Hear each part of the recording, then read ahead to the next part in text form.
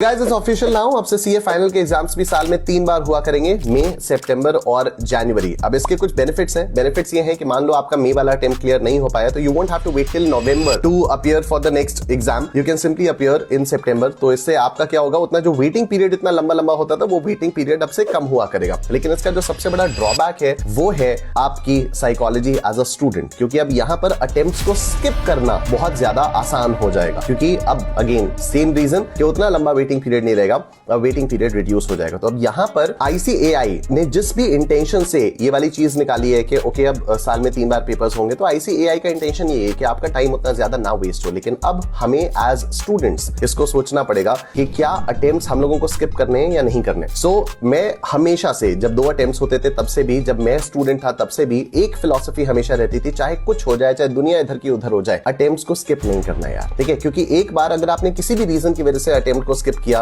Preparation अच्छी नहीं है, रिवीजन अच्छे से नहीं हो पाया, सिलेबस कंप्लीट नहीं हो पाया, व्हाटएवर, किसी भी रीजन की वजह से अगर आपने एक बार अटेम्प्ट स्किप किया ना, तो वो आपकी हैबिट बन जाती है। फिर आपको अगले अटेम्प्ट को स्किप करने के लिए रीजन ढूंढना नहीं पड़ता, रीजन ऑटोमेटिकली आपके पास आ जाता है। So take it as an opportunity, take it as a strength, take it as an opportunity कि अब से साल में 3 बार अटेम्प्ट्स होंगे, and do not make it your weakness कि ओके अब अटेम्प्ट स्किप करने का मौका मिल गया है। All the best.